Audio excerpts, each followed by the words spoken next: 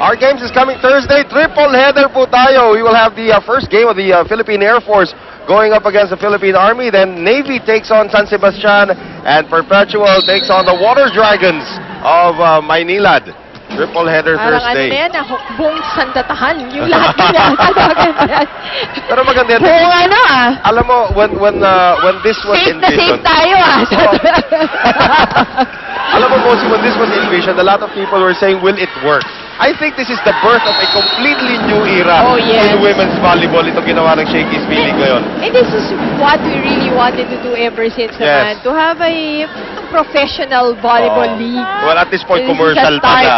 This is a start of an evolution. Here's Roses now on the serve. Carolino. Balse. Sets up Mayat Carolino. Blocked there by Mikmik, which she does best. Here's Ging Balse. She does that really good. Mikmik very upset at herself for mistiming that. That's right. And again, Mary Jean Balse going for that cross-court hit. It has been working for her. And alam mo kanina, sinasabi mo nga, no, yung labanan ng mga setters. Tsaka tinitignan mo yan di ba? Ratay now with 11 excellent sets. Carpio naman on the other side has 8 excellent sets. Hindi nagkakalayo. But that, of course, indicates the distance in scoring now. 5-point lead for Army. Iratay on the back set to Mayat Carolina. Nice recognition there by Mikmik. Here's the attack by Bunag. Nice take by Suzanne Roses. Rochina on the tip. Dug up there. Here's Bunag. Nice shot by Rochina. Iratay. Change of pace there from Mayat Carolina. Here's Nerissa Bautista. You know, both teams trying to outsmart each other.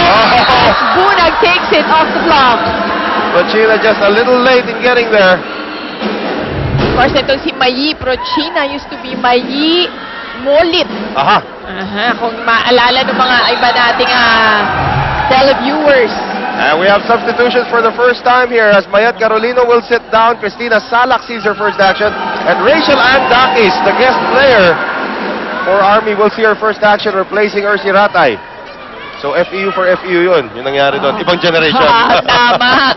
At akala nyo si Dakis ang magiging setter? Hindi. Siyempre si Tina Salak na nasa likod siya. Para three spikers pa rin ang Army. Although Tina Salak and Rachel Ann Dakis are almost as tall as each other. And imagine if you have a setter as tall as Tina Salak. Napaka-big advantage talaga.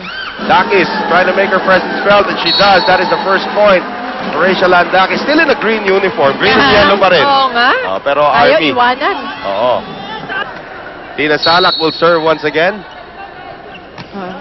Good stab of Tina Salak. I was just going to say, usually sa international competition, ganyan na yung ginagamit yung maiksing serve.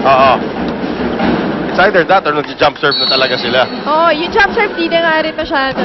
If it's Fun Family Pizza, it's gotta be Shakey's. Here's Salak on the setup, double attack there. Balse turned back there by Mikmik Laborte.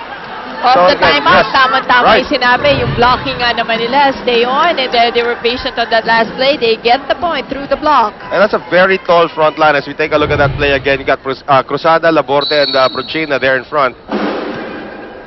Nice sharp serve there by Nene Bautista. Here's Dakis on the attack, off the block.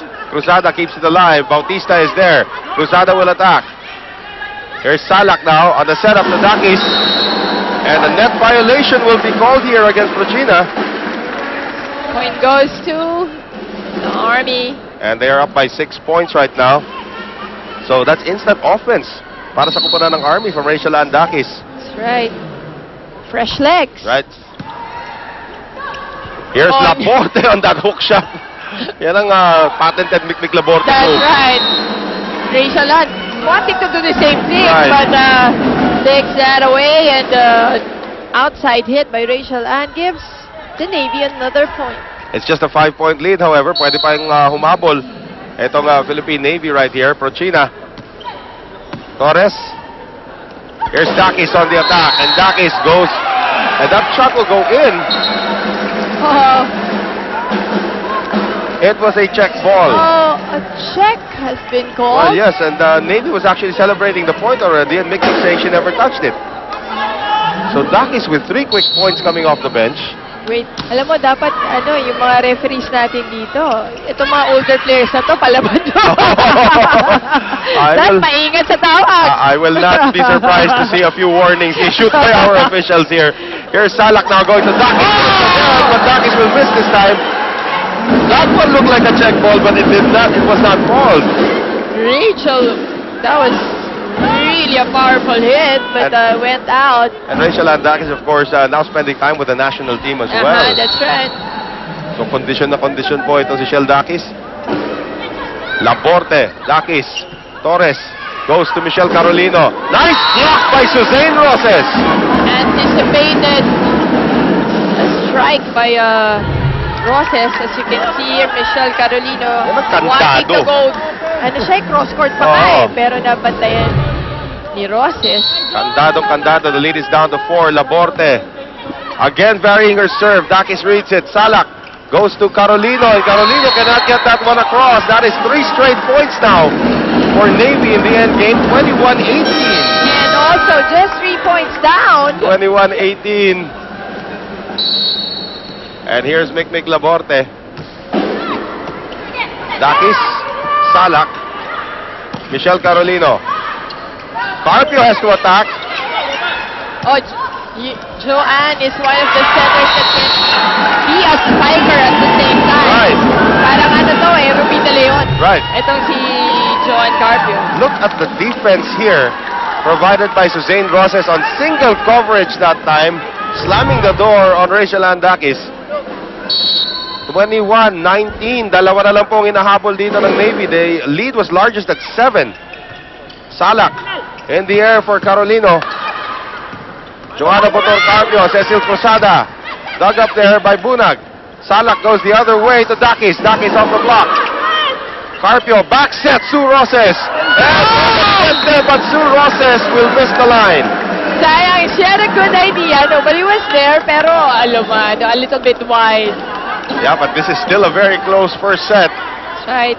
And it looks like Rachel Andakis will now sit down. They need Ersi Ratay back in there, along with Mayet Carolino. So Ratay will now be setting our... Ito yung sinasabi natin, hindi magpapatalo ng basta-basta lang. Yan lalo na yung mga older players. Exactly. And to the credit of the Philippine Navy, wala pa silang substitutions na pinapasok. They're only rotating 7 ladies. And they've been doing it because of their great defense. Right. Yun lang. Tapos palo-palo, of course. Doon nga pinapakita ni Zane Roses why she's an MVP in this league.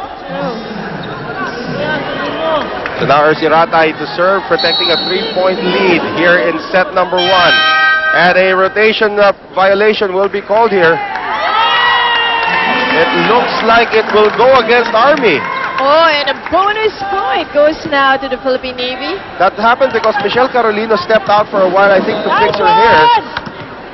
And when she came back, she was out of rotation. So I think the server should have been Joanne Bunag. They're checking it right now to see if the call is legitimate.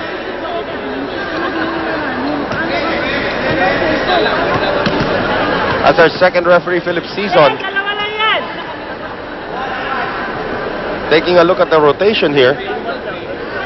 Is the call legitimate? This can be overturned, actually. Yes. Kasi so it should have been Joanne Bunag who was going to be serving. Technicality.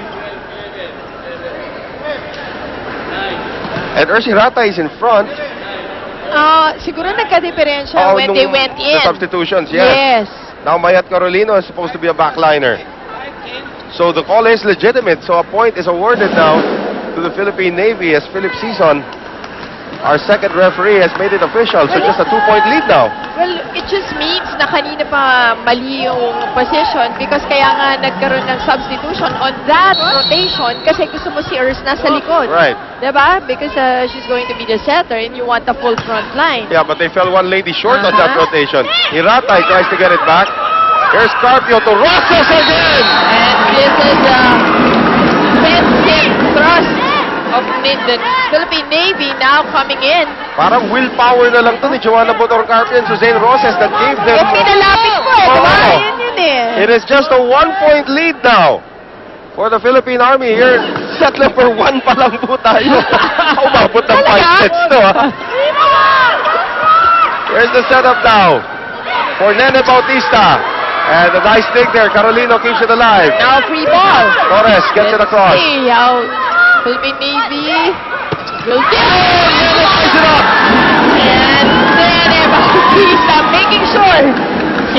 that point. I don't think Army wants to use their timeout right now, but Nene Bautista coming out of nowhere against two defenders. Tied at 22. Successfully coming back from a 7-point lead. Itong Philippine Navy. Now, do they take the lead on this serve from Cecil Cruzada? Overcooked reception. And another point here. So, napako na sa 22. Mental toughness. And now, Corporal Rico de Guzman will call his timeout. Navy mukha namang ito. Mainit na. Oh, no subs Diba? either. No subs. Oh, wala pang pinapalitan. Getting better each point. Cruzada with a great serve. That was just that's very precious to a coach yung nakahabol ka. Tapos towards the end of the game and you give a bonus point from the serve. And that is actually set point now for Navy. Cecil Tabuera Cruzada. Another good serve. Here's Michelle Carolino, tries to get it back. Nice dig that time by Galindo. For the Navy to get it. Iratay still composed. Michelle Carolino. Suzanne Roses capture brilliant first set by blocking Michelle Carolino and giving Navy a come from behind win in set number 1, 25-22. That was an 11-0 run as we take a look at our shaky shake and play. The defense of Sue Roses led them back in this game and she gives them the first set.